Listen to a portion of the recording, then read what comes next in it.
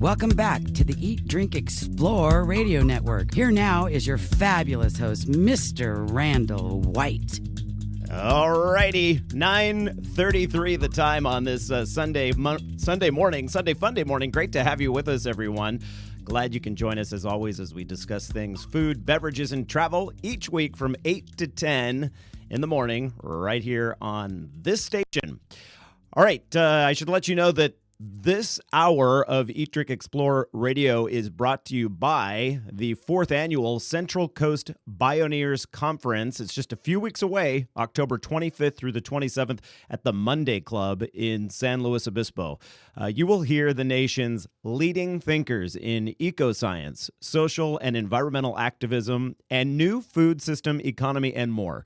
Enjoy field trips, local workshops, music, food, and the green marketplace. Hey, and bring your broken items to the iFixit's Repair Cafe on Friday, October the 25th, where they can show you literally how to fix just about anything.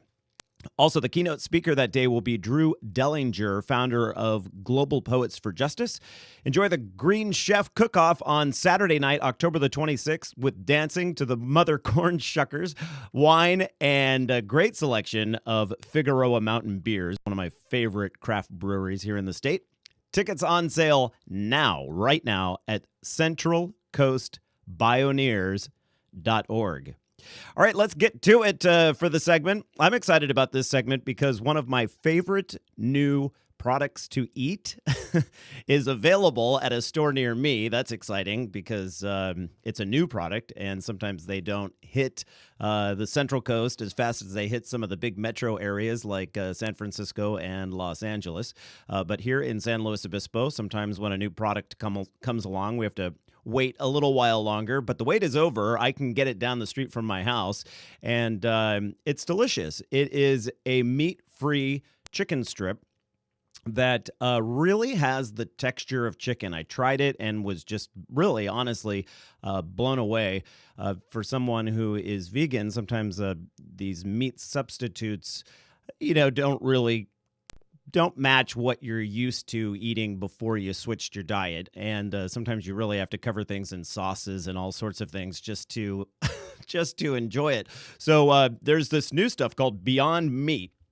And the founder and CEO is on the live line with us right now to talk a little bit about it. Ethan Brown joins us. Hey, Ethan, welcome to the program. Hey, thank you very much for having me. I appreciate it very much. Well, you know what? It's exciting to have you on the line because I really feel like you are at the forefront of a movement that, right now I'm excited to have this one product. I really feel like we're at a turning point when it comes to these things, and you're pretty much the groundbreaker on it. What was your desire? How did you come up with this where you had a product that had the texture of meat? Because that's really the big difference. Sure. No, and I appreciate that question because that is the foundation of the company. What we did was we said, what would happen if you were able to perfectly replicate the fiber structure of animal protein, but used all plant-based inputs? And what would the result be in terms of crossover into mainstream consumers and applications? And so started with that question, and then started to look for what processes and technologies could get us there. And so I started to look at what was coming out of Asia because of the history there with the Buddhist temples, and looked at some of the promising stuff that's been coming out of Canada and developed here in the U.S. as well. And I was very impressed with a lot of the progress that had been made, I'd say, over the last 25 years. But I didn't see anything that I thought could to make that crossover, could have a meat consumer say, you know what, this is as satisfying, it's as satiating, it's as the chew, the mouth feel, the way it fills my stomach. These are all so close to meat that I'm willing to basically embrace a plant-based diet. And so what I did was I looked at the academic literature, and I started to read various approaches to doing this type of thing, and came across some work that had been done in the Midwest at the University of Missouri by a guy named Fu-Hung Hsieh and his lab partner, Harold Huff.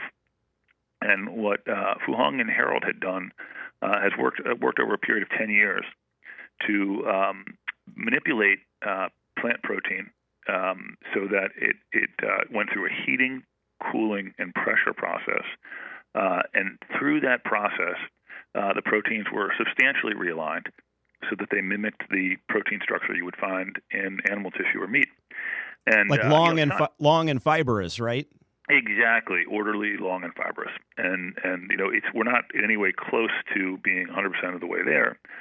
We have certainly yards and miles to travel, but I think we're closer than anyone's gotten so far. And certainly our intention is to get there all the way, and that's the obsession of the company, is to perfectly match that texture, that familiarity that you get from consuming meat. After all, we've been eating meat as a species from anywhere between 2.5 and 3.4 million years ago.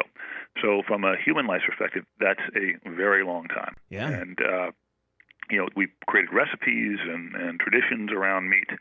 And so it's important, I think, to continue to provide something that people can use as part of their culture, tradition, and culinary experience, but it doesn't necessarily need to come from the animal anymore.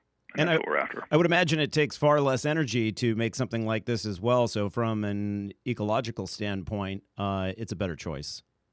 Well, I think it is. And I think you look at the pending the pending population, think about how you're going to feed 9 billion people, and it's really not possible to do under the current arrangement. And then I know animal welfare is a big concern of yours, something that pushed you to find this, as it is with me.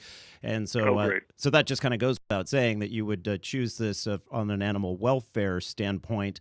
A lot of people who go vegetarian or vegan and happen to be gluten intolerant run up against this wall when it comes to many products that are made they're like full gluten, and I have some in the refrigerator right now. I'm fortunate that I don't have that issue when it comes to gluten, but these products are gluten-free. Yeah, and that's a big deal for me. My dad has celiac, and he's pretty strict about it. And, I also, while I don't have any diagnosis in that area or any real concerns there, I still would feel awful heavy sometimes after having a very glutinous meal. And so, that was a shame because seitan does a pretty good job in terms of replicating meat.